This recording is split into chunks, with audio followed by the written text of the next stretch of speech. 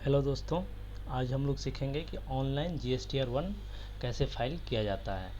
आ, आज सिर्फ हम लोग GSTR1 के बारे में डिस्कस करेंगे। मेरा जो इसके बाद वाला वीडियो आएगा उसमें GSTR3 भी कैसे फाइल होता है, उसके बाद GSTR6 कैसे फाइल होता है, ITC04 कैसे फाइल होता है। ये हमारा एक सीक्वेंस सीरीज चलेगा, उसमें हम लोग ये देख लेंगे। GSTR1 फाइलिंग सीखने से पहले आप सभी से अनुरोध करेंगे कि मेरे चैनल को सब्सक्राइब कर लीजिए और लाइक कीजिए, ताकि मुझे मोटिवेशन मिलेगा इस तरह के और भी वीडियो बनाने के लिए। चलिए, सबसे पहले हम लोग GSTN के साइट पे जाएंगे।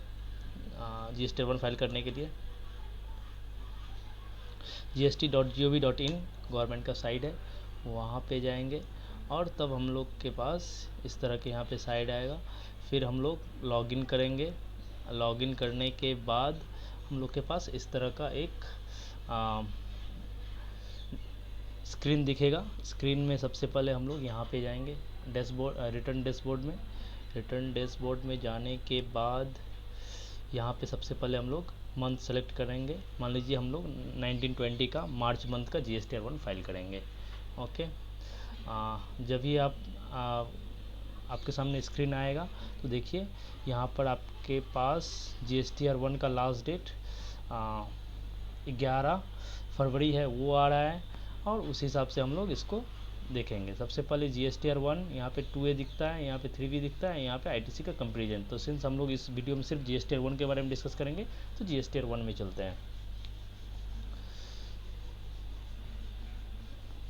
GSTR1 में जब आएंगे तब सबसे पहले यहाँ पे SSC का GSTN नंबर, नेम, उनका ट्रेड नेम क्या है, फाइनेंशियल ईयर, पीरियड कौन सा, स्टेटस, ये रहेगा। उसके बाद सबसे पहले हम लोग के पास इस तरह के टेबल्स आ जाएंगे।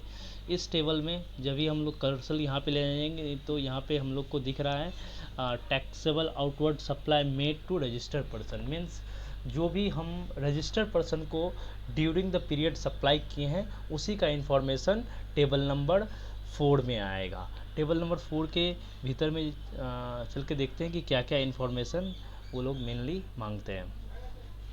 देखिए, ये B2B इन्वाइसेस के लिए है और यहाँ पे सिंस मेरे पास अगर 10, 20 या 50 इन्वाइस होता है तो हम लोग मैनुअली भी कर सकते हैं। ऑफलाइन टूल भी है, उसका हम अलग सीरीज़ में आप लोग को बता देंगे, बट यहाँ पर सिर्फ हम ऑनलाइन में कैसे GSTR1 फाइल उसके बारे में बता रहे हैं। तो देखिए, B2B इन्वाइस को कैसे ऐड करेंगे। ऐड डिटेल में जाएंगे। ऐड डिटेल में जाने के बाद सबसे पहले आपको ये डिटरमाइन करना पड़ेगा कि ये नॉर्मल B2B ही सप्लाई है या डिम्ड एक्सपोर्ट है या SEZ सप्लाई है विथ पेमेंट या SEZ विदाउट पेमेंट। SEZ का ये लोग GSTN by default GSTN number जब भी सप्लायर के देंगे तो यहाँ पे बाय डिफ़ॉल्ट ये दोनों एक्टिवेट हो जाएगा। इसमें से हमको ये डिसाइड करना है कि विथ पेमेंट है या विदाउट पेमेंट है SEZ को सप्लाई। वो अगर डिम्ड एक्सपोर्ट है तो यहाँ पे टिक लगाए। सिंस हम लोग के केसेस में ऐसा कुछ भी नहीं रहेगा अभी के लिए, अभी इसमें कुछ भी नहीं है, तो हम लोग नॉर्मल B2B सप्लाई जो है उसी से रिलेटेड हम लोग यहाँ पर देंगे। यहाँ पर जिस पार्टी को हमने सेल किया उसका GSTN नंबर देंगे। बाय डिफ़ॉल्ट यहाँ पे नेम आ जाएगा, यहाँ पे इनवॉइस नंबर और यहाँ पे इनवॉइस नंबर देंगे और फिर यहाँ पे इनवॉइस डेट, फिर यहाँ पे प्लेस ऑफ सप्लाई सेलेक्ट करेंगे और यहाँ पर टोटल वैल्यू देंगे और उसके बाद और नीचे में फिर हम लोग के पास डिटेल आ जाएगा। चलिए, मेरे पास किसी एक पार्टी का GSTN नंबर है, उसका हम यहाँ पे देखते हैं। देखिएगा, सब डिटेल बाय डिफ़ॉल्ट आ जाएगा। यहाँ पे देने के बाद टैब मारेंगे, ये उसका GSTN है, इसका पार्टी का नेम है। मान लीजिए इनवॉइस नंबर हम एक बार के लिए 001-2021 कर दे रहे हैं। उसके बाद डेट जो भी है मान लीजिए 31 मार्च, जैसे हम लोग मार्च मंथ का भर रहे हैं तो 31 मार्च दे देते हैं और place of supply West Bengal ही रहने देते हैं। इनवॉइस वैल्यू मान लीजिए 112 रुपीज़ कर दे रहे हैं या 118 कर दे रहे हैं। उसके बाद जब भी आप फर्दर जाएंगे, यहाँ पे देखिए आपके सामने नीचे में ये सब डिटेल आ गया। अब मान लीजिए ये 18% से हम चार्ज किए हैं तो यहाँ पे 100 रुपया देंगे, यहाँ पे 100 रुपया और यहाँ पे 9 रुपया 18 टोटल आपका वैल्यू आ जा रहा है। तो हाँ, ये यहाँ पे ये देना है जो डिफरेंशियल। अगर रिवर्स चार्ज यहाँ पे अप्लीकेबल होगा तो रिवर्स चार्ज पे यहाँ पे क्लिक। मान लीजिए ऐसा कुछ सर्विस हम दे रहे हैं जो कि काउंटर पार्टी RCM में उसका पेमेंट करेगा, तब हम लोग को यहाँ पे टिक लगाना पड़ेगा। ठीक है। इस तरह से हम लोग टेबल नंबर 1 हम लोग इस तरह से देख पाएंगे। इसे अगर आप सेव कर देंगे तो वहाँ पे दिख जाएगा। सिंस हम लोग ये एक्सपेरिमेंट कर रहे हैं तो हम यहाँ पे सेव नहीं करेंगे, बैक चला जाएंगे। समराइज़ कर दे रहे हैं इसमें, ये GSTN नंबर देने से सब डिटेल आ जाने के बाद हम लोग लास्ट में जो भी रेट रहेगा वो यहाँ पे दे देंगे। चलिए बैक चलते हैं, अब दूसरे टेबल के बारे में डिस्कस करते हैं। टेबल नंबर 5 लार्ज, जो सब यहाँ पे जब भी आप कर्सर लाएंगे तो जो भी इनवॉइस का वैल्यू जिसका जो कि पर्सन रजिस्टर्ड नहीं है बट उसको हम 2.5 लाख से ज़्यादा का अगर सेल करते हैं तो उसका इन्फॉर्मेशन B2C लार्ज में आ जाता है। यहाँ पर आप क्लिक करेंगे और यहाँ पर भी सेम सिमिलर वे से B2B की तरह ही ऐड करेंगे तो यहाँ पर भी आपको आ जाएगा प्लेस ऑफ सप्लाई क्या है, इन्वॉइस नंबर का इन्वॉइस डेट क्या है और टैक्सेबल वैल्यू क्या है, और यहाँ पे नीचे में उसका कितना सेल हुआ है वो डिटेल दे देंगे तो ये भी हो जाएगा।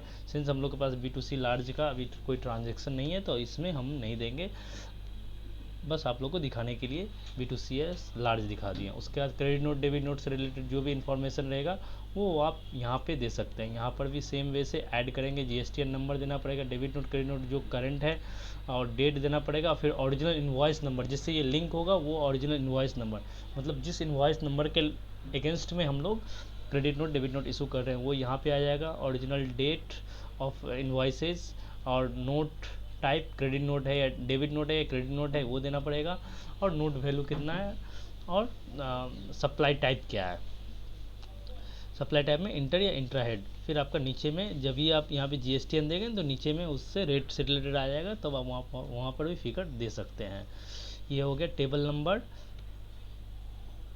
9B, टेबल नंबर 9B का बात है। उसके बाद सिमिलर वे से table number 9B for unregistered, 9B जैसे हुआ credit note for registered person के लिए, 9B debit note credit note unregistered के लिए अलग से टेबल बना दिया। यहाँ पर एक्सपोर्ट से रिलेटेड इन्फॉर्मेशन हम लोग देंगे, अगर कुछ भी हम लोग का एक्सपोर्ट हुआ है तो वहाँ पे यहाँ पे हम लोग डिटेल ऐड करके यहाँ पे हम लोग दे सकते हैं। सिंस इसमें भी GSTN नंबर एक्सपोर्टर का नहीं रहता है बट शिपिंग बिल नंबर रहता है तो इसमें मैंडेटरी एक जो फील है शिपिंग बिल और पोर्ट कोड नंबर, जिस भी पोर्ट से हम लोग का एक्सपोर्ट हुआ है माल वो पोर्ट कोड नंबर भी ऑप्शनल है, मैंडेटरी तो नहीं है, बट शिपिंग बिल में ऑप्शनल है, मैंडेटरी नहीं है, क्योंकि बहुत सारे केस में शिपिंग बिल थोड़ा लेट से हम लोगों के पास आता है, इसीलिए इसका मैंडेटरी नहीं रखा है गवर्नमेंट, बट ये आप दे सकते हो। ये टेबल हो गया आपके पास 6A का बात। उसके बाद हम लोग आ जाते हैं फिर नेक्स्ट टेबल में, टेबल 6A हो गया। फिर 9 में अमेंडमेंट से रिलेटेड B2B इन्वाइसेस अमेंडमेंट की, मान लीजिए एक इन्वाइस 100 रुपये का था जो हम लोग एग्जांपल में लिए थे, उसी को अगर हम अभी 80 रुपये का करेंगे तो उसको अमेंड करना पड़ेगा। सबसे पहले यहाँ पे ईयर सेलेक्ट करना पड़ेगा, किस इन्वाइस को आप अमेंड करना चाहते हो, वो इन्वाइस नंबर देंगे तब उससे रिलेटेड इन्फॉर्मेशन आ जाएगा और फिर आप उसे इमीडिएटली अमेंड कर सकते हैं। अमेंडमेंट फिगर जो भी रहेगा, मेनली अमेंडमेंट वैल्यू से रिलेटेड हो या पार्टी का GSTN से रिलेटेड हो, वो आप यहाँ से कर सकते हैं। ये हो गया B2B amendment.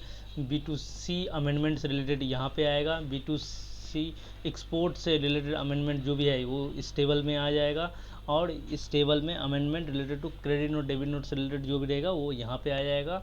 Amendment related to credit note unregistered के लिए, मीन्स ये रजिस्टर के लिए है credit note debit note amendment का, और ये credit note debit note unregistered के लिए जो अमेंडमेंट है। अब एक इम्पॉर्टेंट टेबल जो आ रहा है B2CS, टोटल मंथ में जो कस्टमर को जिसके पास रजिस्ट्रेशन नंबर था उसको हम जितना भी सेल किए वो जोड़ के यहाँ पे हम लोग डाला जाएगा। टेबल नंबर 7 में यहाँ पे आप ऐड करेंगे तो आपके पास इस तरह का आएगा, place of supply taxable value कितना है और टाइप ऑफ सप्लाई क्या है, फिर आप यहाँ सेलेक्ट करेंगे तो सब कुछ अपने आप रेट वाइज भी आ जाएगा और रेट वाइज आपको डिटेल देना पड़ेगा। ये हो गया आपके पास टेबल नंबर 7।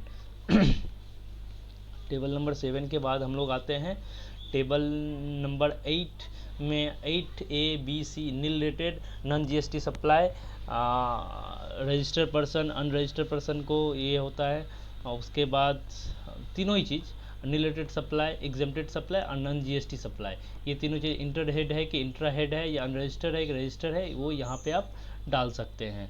इसका भी डिटेल कंसोलिडेट जाता है, इनवॉइस वाइज नहीं जाता है। उसके बाद आ गया टैक्स लायबिलिटी। अगर एडवांस अगर आप कुछ रिसीव किए हैं, एडवांस से रिलेटेड जो भी टैक्स लायबिलिटी आपका बनता है वो इसमें इस टेबल में आप डाल सकते हैं टेबल नंबर 11 में। उसकी उसी तरह से टेबल जो एडवांस एडजस्ट होता है वो table number 11B sub clause 1 में डालते हैं। HSN वाइज समरी जो भी इंफॉर्मेशन रहता है, HSN वाइज समरी एक बार हम खोल के देख लेते हैं किस तरह से आता है। इसमें HSN code, description, EOQ, total quantity, total value, total taxable value और इंटीग्रेटेड टैक्स कितना है, सेंट्रल टैक्स कितना है और स्टेट टैक्स कितना है, उससे रिलेटेड इन्फॉर्मेशन देते हैं और फिर इसको ऐड करते हैं। फिर सेव का बटन आता है, फिर हम लोग सेव कर देते हैं यहाँ पे। उसके बाद हम लोग आते हैं जो लास्ट पार्ट जो है GSTR 1 फाइल करने के लिए, वो है डॉक्यूमेंट सीरीज़। जो भी डॉक्यूमेंट सीरीज है, जैसे कि इनवॉइस जो भी आप ड्यूरिंग द मंथ इशू किए हैं, क्रेडिट नोट, डेबिट नोट जो भी इशू किए हैं, या RCM से रिलेटेड जो भी पेमेंट किए हैं, वो सभी पेमेंट वाउचर है, सेल्फ इनवॉइस नंबर है, वो सब आप यहाँ पे रिसिप्ट वाउचर, पेमेंट वाउचर, ये सब यहाँ पे डॉक्यूमेंट नंबर सीरीज़ डाल सकते हैं। इसे आप यहाँ पे ऐड करके डॉक्यूमेंट सीरीज बनेगा और फिर आप यहाँ से डाल सकते हैं। चलिए ये भी टेबल हो गया। और इससे रिलेटेड टेबल होने के बाद उसके बाद और कुछ नहीं बचेगा। फाइल करने से पहले एक बार सिस्टम जनरेटेड GSTR 1 कर लीजिएगा, और अगर यहाँ पे हम क्लिक करेंगे तो प्रीव्यू का बटन आ जाएगा। प्रीव्यू करके फिर हम लोग सबमिट कर सकते हैं। फॉर द टाइम बिंग अभी GSTR 1 के लिए यही है। एक डिटेल में एक्सेल शीट में एक प्रेजेंटेशन हम बना रहे हैं, उससे क्या क्या वैल्यू कहाँ पे क्या लिया जाएगा वो भी आप लोग के साथ डिस्कस किया जाएगा। बहुत जल्द वो वीडियो आएगा। आप लोग से अनुरोध है कि इस जो भी आपकी क्वेरी है कमेंट बॉक्स में लिख सकते हैं, उसका रिप्लाई मैं आपको भेज दूंगा। अगर आपका मेल आईडी रहेगा तो आपके क्वेरी का जवाब मैं मेल के थ्रू दे दूंगा। प्लीज़ इस चैनल को सब्सक्राइब कर लीजिए। इसी तरह से GSTR 1 का GSTR 1 3B 99C GSTR 6 ITC 04 सभी का ऑनलाइन कैसे फिलअप होता है ये वीडियो में अपलोड कर दूंगा। Thank you very much.